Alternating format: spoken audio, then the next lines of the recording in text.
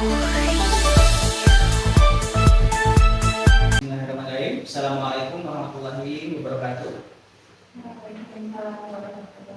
Waalaikumsalam. Ya, sebelum dimulai, silakan dipimpin doa terlebih dahulu memulai mata pelajaran kali ini. Bismillahirrahmanirrahim. Alhamdulillahirabbil alamin. Ar-Rahmanir-Rahim. Maliki yaumiddin. Iyyaka na'budu wa iyyaka nasta'in. Ihdinas siratal mustaqim. Siratal ladzina an'amta 'alaihim ghairil maghdubi 'alaihim waladdallin. Jadi kesempatan kali ini masuk dalam materi. Gimana caranya semuanya? Alhamdulillah, kisah Allah. Alhamdulillah. Semuanya baik ya. Semoga terus senantiasa terbimbing bersama Allah. Di pekan ini kita akan melanjutkan yang pertemuan sebelumnya terkait pewarisan sifat, terutama terkait dokumenter ya. Yang dimana sebelumnya kita sudah menjelaskan tentang monohibrid ya, istilah monohibrid. Mono itu satu, hybrid itu sifat yang berbeda. Hanya ada istilah kendaraan zaman sekarang itu namanya kendaraan hybrid ya. Antara bisa listrik, bisa juga bahan bakar fosil gitu ya. Bensin dan lain-lain. Jadi itu namanya hybrid. Hybrid itu sesuatu yang berbeda ya. Ini ada kendaraan hybrid. Jadi ada dua sumber energi yang berbeda dari dalam kendaraan. Nah ini mono hybrid berarti hanya satu saja yang berbeda sifatnya. Sebelumnya kita sudah mencontohkan mono hybrid di bunga mawar dan bunga mawar merah, bunga mawar putih ya. Kita akan lanjutkan sebelumnya, tapi kita review kembali ya. Kita review kembali materi sebelumnya bahwa pewarisan sifat ini tokohnya adalah namanya Gregor Mendel ya. Mendel kemudian dia melakukan percobaan menggunakan kacang etis ya, kacang Fabre. Kenapa dia pakai kacang ini? Ternyata ada beberapa alasan yang ini sangat penting ya. Alasannya. Yang pertama adalah memiliki banyak sifat yang berbeda. Kita kan pengen tahu pengamatan yang berbeda itu ada bedanya. Kalau sama semua pengamatannya sulit. Nah, carilah tumbuhan yang sifatnya berbeda. Ini kacang Fabre tadi ya. Biasanya bentuknya ada yang bulat, ada yang keriput. Kemudian warnanya ada yang hijau, ada yang kuning. Itulah yang nantinya menjadi faktor yang utama ya. Jadi kita udah menyilangi udah tidak lihat perbedaannya, makanya itu akan membingungkan. Yang kedua, waktu pembuahannya sebentar ya. Kita bikin penelitian persilangan pakai tanaman yang pohon jati misalnya ya. Bertahun-tahun baru kita tahu hasilnya. Perlu video kalau kuliah ya, yang 5 tahun jadi 10 tahun misalnya. Yang ketiga, mudah dimulai. Sayangkan ketika misalnya mempunyai sesuatu, apalagi diteliti persilangannya, tapi gampang nanti misalnya tanamannya ya, nggak cocok. Sehingga banyak gagal. 3 alasan inilah yang menjadi penguat ya. Mendel melakukan percobaan persilangan ya. Kacang apa ya kacang etis. Nah ini sebelum dijelaskan ya, ada fungsi agregasi dan adaptasi. Nah ini sudah ya, kemarin contohkan di persilangan monohibrid ya, di mana satu sifat yang berbeda. Contohnya adalah mawar merah dan mawar putih disilangkan. Mawar merah disimbolkan dengan al yang besar dan yang besar, mawar putih disimbolkan dengan al kecil yaitu M kecil. Sehingga F1-nya udah pasti 100% warna merah muda ya. Apa? Warna merah. Nanti baru di F2-nya, kalau di soal tadi ditanyakan disilangkan dengan apa, maka dia disilangkan dengan sesama F1. Nah, dihasilkan F1-nya yang besar dan kecil yang memunculkan fenotip warna merah, maka di F2-nya sama. Yang besar dan kecil disilangkan dengan yang besar dan kecil. Ya. Masih ingat rumus gamet? 2 dipangkatkan dengan heterozigot. Di sini heterozigotnya ada 1 ya, yang besar dan yang kecil kan heterozigot ya. Beda kalau yang atas. Yang atas sudah ada heterozigot. 2 pangkat 0 maka gametnya 1, makanya hanya 1. Yang F1 ya. Gametnya hanya 1. Yang besar yang kecil maka hasilnya yang besar kecil warna merah. Berbeda dengan F2 nih. F2 karena menghilangkan sesama F1, di sini ada 1 heterozigot, di sini ada 1 heterozigot. Maka 2 dipangkatkan 1, 2. Maka gametnya adalah 2. Yang besar dan yang kecil. Yang ini besar. Tinggal dibuatkan tabel. Yang besarnya, yang kecilnya di atas, yang besar kecil lagi di samping.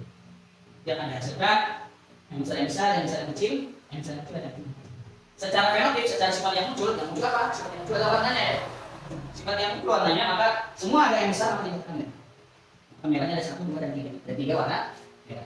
Sedangkan putihnya itu dilihat di yang kecil atau sifat yang kecil.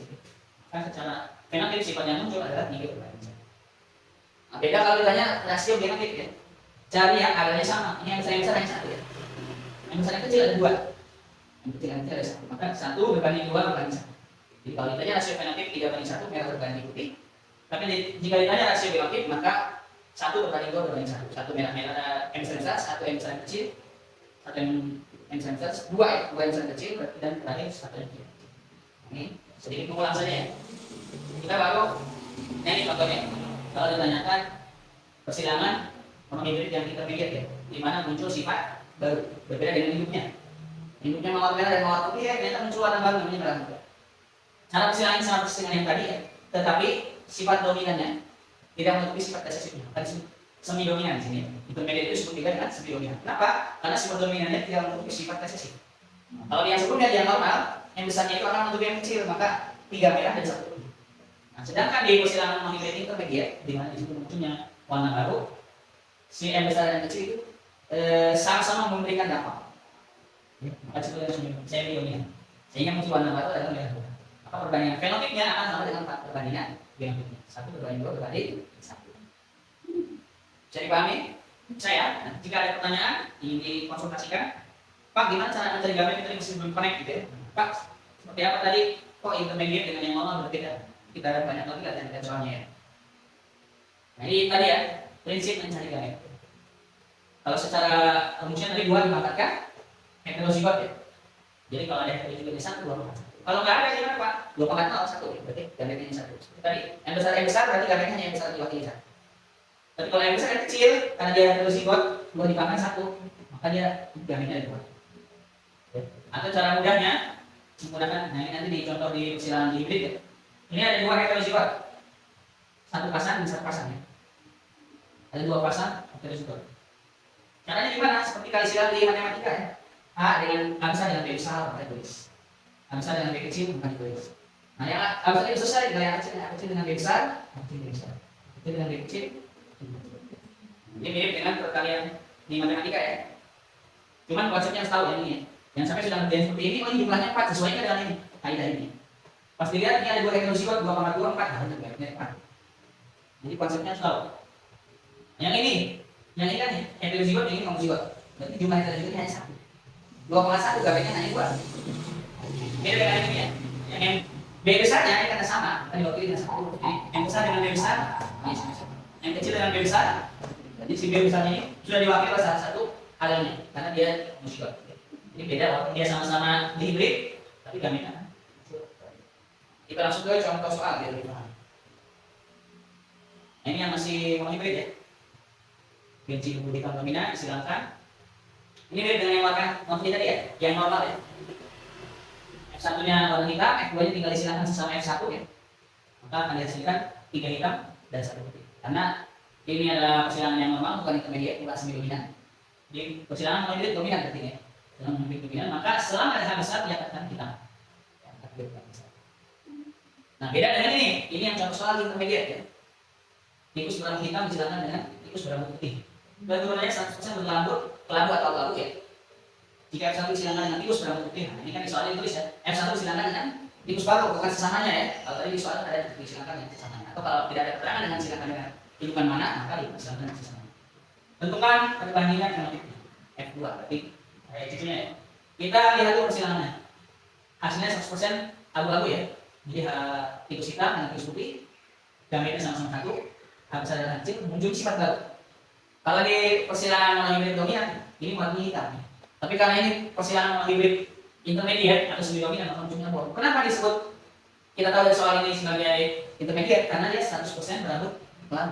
Berarti soal sudah disimpulkan bahwa anaknya adalah sifat baru ya, tidak hitam dia. Maka di sini muncul warna baru ya. Jadi kalau ada muncul warna baru, langsung kita simpulkan bahwa ini adalah persilangan semi dominan. Setelah ketemu F1-nya sesuai dengan soal 100% abu-abu, kemudian disilangkan dengan tikus berambut putih. Kalau putih berarti dia resesif ya, kecil. Silangkan dengan yang tadi ya. Yang ini gametnya 2 karena dia heterozigot, ini gametnya 1 karena homozigot. Maka dibuat tabel seperti itu ya. Nah ini yang bawahnya abaikan ya, berarti satu saja tabelnya. H besar dengan H kecil, H besar kecil, H kecil dengan H kecil. Maka akan dihasilkan H besar H kecil berbanding dengan H kecil H kecil. H besar kecil tadi abu-abu ya, sifat baru ya, perbandingan. Maka perbandingannya 1 berbanding 1, abu-abu berbanding putih. Tidak ada tikus berbanding. Nah, kalau kita masuk ke persilangan hibrid ya, berarti tadi apa? Hybrid itu sifat yang beda. D itu dua sifat yang berbeda. Ya. Yang tadi cuma warna 2, nah kita lihat contoh soalnya. Kacang etis berbiji bulat berwarna kuning, disimbolkan dengan D besar, B besar, K besar, K besar. Disilangkan dengan kacang etis berbiji kisut berwarna hijau. Nah, jadi dianggap bulat itu dominan, kuning itu dominan. Ya, bukan yang hijau. Kalau kita tahu ya, kacang misalnya tahun hijau. Ternyata di sini yang dominan di kacang ini justru yang kuning ya. Kemudian yang resesifnya itu yang keriput atau kisut dan warnanya hijau. Nah, bukan perbandingan fenotip. Kita tadi sudah belajar prinsip mencari gamet ya. Karena di sini tidak ada heterozigot, maka gametnya S. Ya.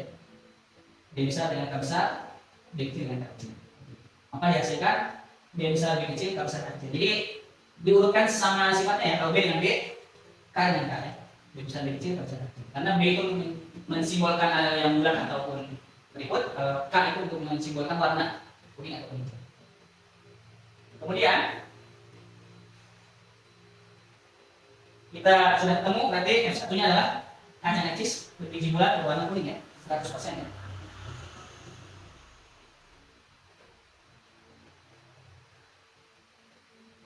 Nah ini, kemudian cari F2-nya ya.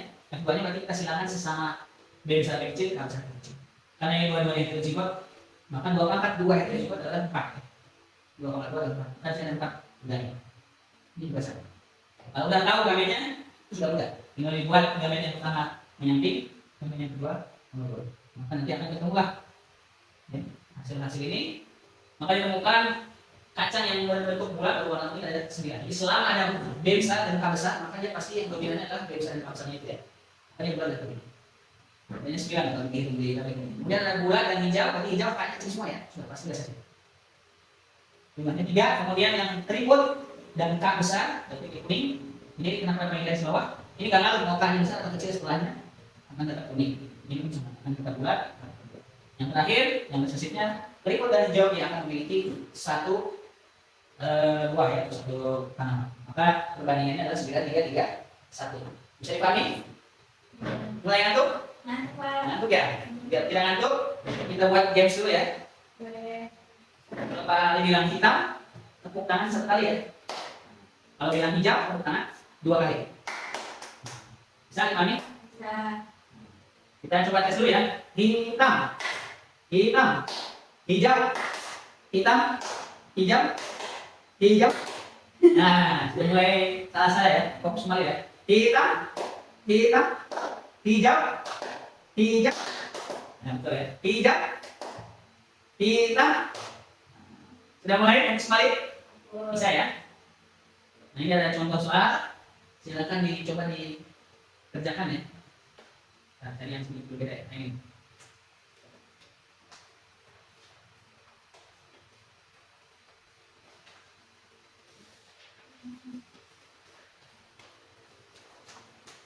Nanti jika ada yang ditanyakan boleh ya.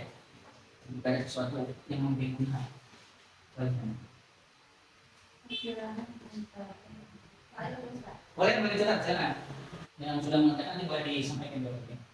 Mempelajari persidangan ini kita bisa mendapatkan buah ataupun organisme lain yang terbaik. Contohnya saja misalnya kita punya pohon di mangga, gede nih buahnya tapi asam gitu. Ternyata tetangga punya pohon mangga juga, dia pohon kecil gitu ya, tapi dia rasanya manis. Apakah bisa disilakan? Biasanya dia punya syarat-syarat ya. Pertama yang pasti harus punya kekerabatan ya. Kayak tadi kan semangka dan semangka kacangnya. Apakah mangga bisa atau tidak? Kita cari ya. Dari saya minimal secara data dulu. Karena mangga kan sama nama idealnya, tapi secara varietas, variasi genetik berbeda. Bukan sebenarnya ya, yang mangga golek, mangga yang bermayu, mangga manis, mana lagi, mangga udong ya. Bisa kan ya? Mana lagi yang manis atau manis dengan mangga golek yang gede gitu. Silakan bisa. Biar jadi mangga yang gede tapi manis gitu. Itu betul. Skala ininya lainnya juga ya, biar tahu. Selain itu hitungannya harus tahu artinya juga. Kalau di tingkat kuliah, kamu sudah tidak lagi menulis ya, tidak lagi menghitung, sudah ada aplikasinya. Bahkan ada cara yang lain, kalau kita masih menggunakan tabel ya. Biasanya ada yang menggunakan cara kartu ya. Kalau di usia SMA, itu masih tahu dulu konsepnya, prinsipnya, dasarnya ya. Jangan langsung catat. Kalau ada kuliah boleh menggunakan aplikasi. Ada yang sudah ketemu jawabannya? Berapa perbandingannya antara bulat hijau, bulat kuning, lonjong hijau, dan lonjong kuning? Ini secara prinsip sama ya, tadi ya. Tapi ketika nanti soal yang berbeda, Anda tidak bisa langsung menjawab 9331 ya. Karena ini soalnya soal template. Kalau soalnya berbeda, ya angkat ke sini. Sudah selesai? Itu nih. Yang bilang gini, yang contoh. Bulat hijaunya ada berapa? 9, betul. Kemudian bulat kuningnya, sama ada B besarnya, hanya kecil semua. 3 ya. Kemudian lonjong hijau, ada 3 juga. Bagian sisi. Sesuai dengan kaidah, coba kita lihat.